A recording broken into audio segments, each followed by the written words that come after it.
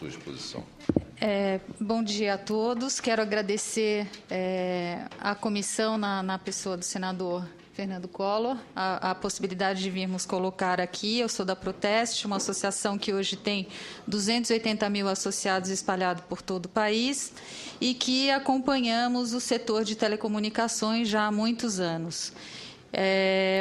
Eu queria, já que, considerando o tema dessas audiências públicas e o momento, como já foi dito pelo presidente João Rezende, de revisão quinquenal dos contratos de concessão, eu achei que seria oportuno a gente resgatar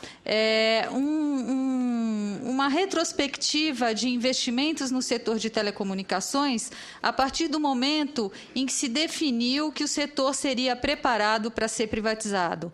Isso porque é muito comum se dizer que o setor, quando está na mão do Estado ou quando tem uma ingerência do Estado muito forte, ele não funciona, mas, em 1995, o Ministério das Comunicações editou o PAST, que era um programa de recuperação e ampliação do sistema de telecomunicações e do sistema postal. E esse documento ele já apontava a necessidade de fortes investimentos em redes em infraestrutura de comunicação de dados de alta capacidade, porque a tendência de crescer a demanda por serviços convergentes já era uma realidade no cenário internacional.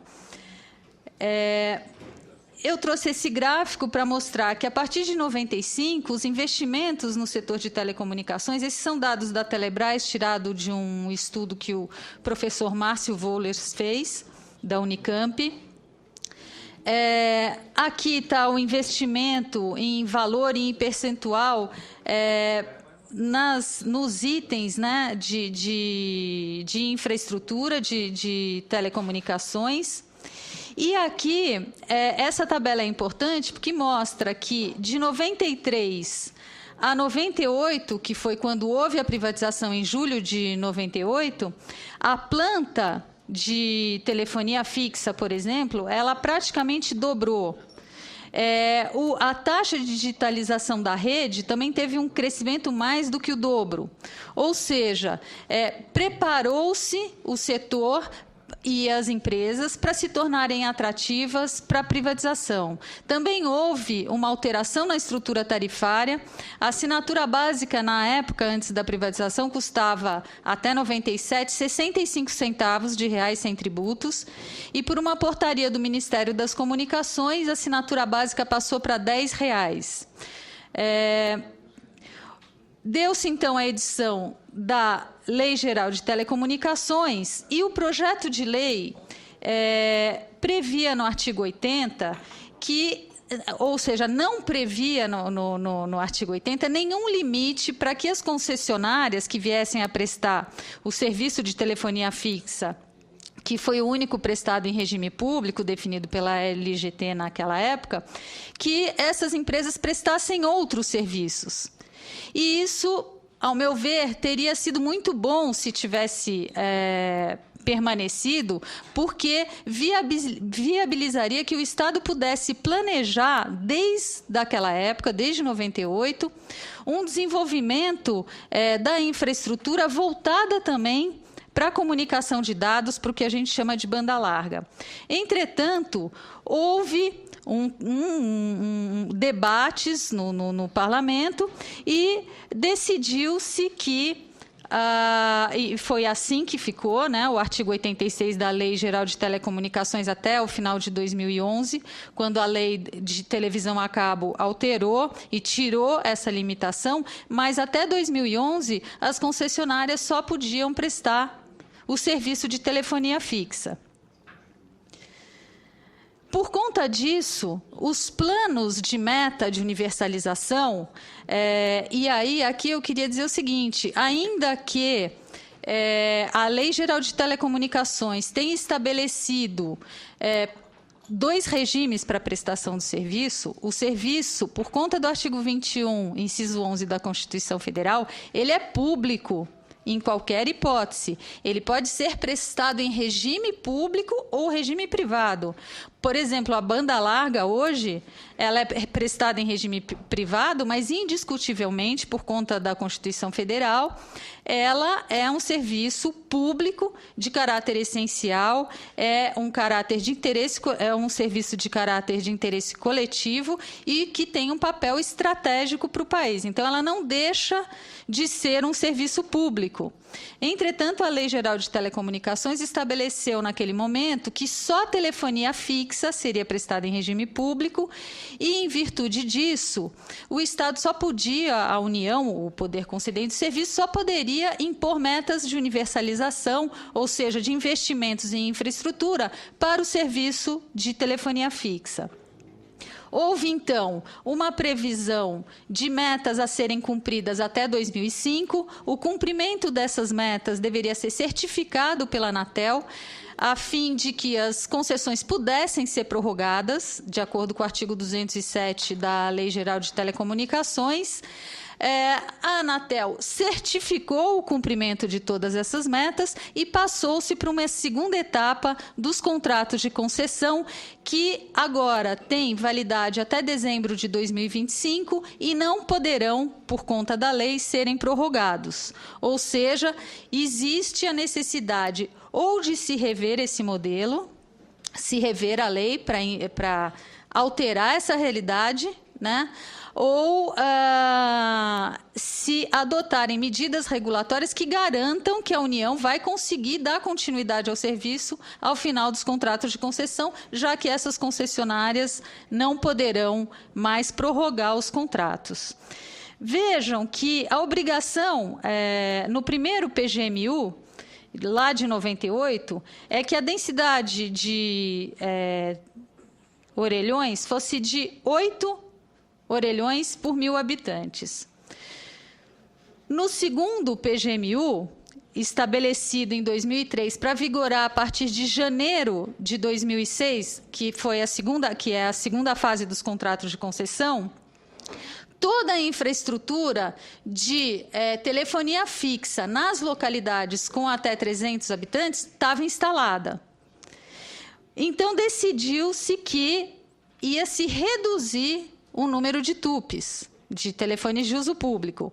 Ou seja, diminuiu-se a obrigação das concessionárias, ao invés de aumentar. É certo que esse PGMU estabeleceu também a obrigatoriedade de se instalar postos de serviço de atendimento, que implicava em custos altíssimos, mas isso foi trocado, foi objeto de troca de metas em 2008, e foi a primeira vez, depois de 98, ou seja, 10 anos depois, que o Estado definiu metas de implantação de infraestrutura, né, mas também com um alcance muito pequeno, que foi a troca dos postos de serviço de telecomunicações por backhaul, que é rede de suporte de acesso à internet. Essa troca de metas foi associada a um programa banda larga nas escolas. A troca que se fez com as empresas foi essa. Olha, então a gente tira a obrigação de vocês instalarem os postos de serviço de telecomunicações, instalam os backhauls e fazem a conexão das escolas, de 5.000 escolas públicas, no prazo que ficou estabelecido. E depois disso, nós tivemos a edição do PGMU, do último PGMU de 2011, onde se reduz ainda mais a obrigatoriedade de telefones de uso público, sob a justificativa de que a população não se interessa mais, que é um item que não interessa mais a população. Eu vou mostrar aos senhores que não é bem assim. São dados da própria Anatel que mostram que não é bem assim, que essa é uma infraestrutura que está abandonada. A gente não pode esquecer que os contratos de concessão impõem às concessionárias a obrigação de atualizar o seu acervo de bens e de infraestrutura vinculados aos contratos de concessão. E agora a Anatel continua falando em reduzir ainda mais os TUPs. Na nossa avaliação, tem havido uma atuação regulatória, uma ausência de atuação regulatória, tanto do Ministério das Comunicações quanto da Anatel, para estimular investimentos que atendam à demanda crescente por redes de alta capacidade. Por quê? Primeiro, o motivo que a gente acha que é muito lesivo para o setor é o fato de que, de acordo com o decreto 4.733 de 2003, a Anatel já deveria, desde janeiro de 2006, estar fixando os preços e as tarifas de atacado e varejo pelo custo. Mas a Anatel até hoje não editou o modelo de custos, parece que vai editar agora, mas ainda não editou. Então, a gente continua tendo preços e tarifas muito baseados na estrutura tarifária de 1998, né? E com base na informação que as empresas dão, porque quem detém mais essa informação são as empresas, e que o objetivo delas não é universalizar, o objetivo delas é lucro, esse é o papel delas, mas o objetivo e o papel da agência e do Minicom é buscar a modicidade tarifária e a universalização dos serviços. Então, por conta da ausência de modelo de custos, a gente tem ausência de tarifas e preços de atacado e varejo fixados pelo custo. E isso afeta a competição. Nós temos as empresas competidoras se debatendo nos tribunais por conta de altos preços cobrados pela interconexão e que afetam o consumidor consequentemente. Entendemos que tem havido ausência de atuação regulatória do Ministério das Comunicações e da Anatel para estimular os investimentos. Um desses problemas é o desrespeito ao decreto 7.175 de 2010, que estabeleceu o Plano Nacional de Banda Larga. De acordo com esse decreto, editado no governo do Lula, a Telebrás deveria estar recebendo investimentos que não recebeu. Para os senhores terem uma ideia, nós tivemos várias entidades que integram a campanha Banda Larga é um Direito Seu, logo no início do governo da presidenta Dilma, uma reunião no Ministério das Comunicações em que foi dito pelo ministro Paulo Bernardo que haveria uma ordem de se investir R$1 bilhão por mês na Telebrás. Desde a edição do decreto até hoje não se investiu mais do que 500 milhões. A ausência de criação de uma rede privativa de comunicação para a administração pública federal, isso está expresso também no decreto, no artigo 4º do decreto, o que talvez diminuiria a possibilidade de invasão das redes do governo. A ausência de apoio aos telecentros e outros programas de inclusão digital, como Banda Larga nas escolas, Floresta Digital, Navega Pará, entre outros. Eu estive agora, no mês passado, no 3º Fórum da Internet no Brasil, organizado pelo Comitê Gestor da Internet, e estavam lá muitos representantes de vários estados e escolas públicas reclamando que esses programas estão abandonados, a ausência de medidas para garantir oferta de infraestrutura e serviços de comunicação de dados nas localidades que não despertem o interesse econômico das empresas, porque o decreto previa investimentos na Telebrás e parcerias da Telebrás com outras empresas para prestar o serviço nas localidades onde as empresas concessionárias, as incumbentes, não têm interesse de chegar. E implantação de infraestrutura realizada de acordo com o interesse econômico das empresas. As áreas rurais hoje estão atendidas de forma insuficiente, existe uma demanda não atendida, assim como regiões mais pobres e periferias dos grandes centros. Em São Paulo, por exemplo, que concentra grande parte da fibra ótica do país, se você mora na periferia, você não tem acesso ao serviço de banda larga, a não ser pela rede móvel. Entendemos que a Anatel e o Ministério das Comunicações têm atuado de modo a desestimular novos investimentos, e uma prova disso são os termos de compromisso que foram assinados em 2011, que permitem que as empresas prestem o serviço em 1 megabit por segundo de velocidade, e se o consumidor gasta o limite de dados, da franquia de dados desses planos, a empresa pode reduzir a velocidade do provimento para menos de 100 megabits por segundo, não existe limite. E a Anatel confirmou isso quando alterou agora a resolução do SCM e tirou a limitação, ou seja, criou-se uma discriminação para os consumidores mais pobres que contratam esses planos, que não se beneficiam dos regulamentos de qualidade definidos pela própria Anatel. Então, as empresas não têm estímulo para investir, porque se elas podem reduzir a velocidade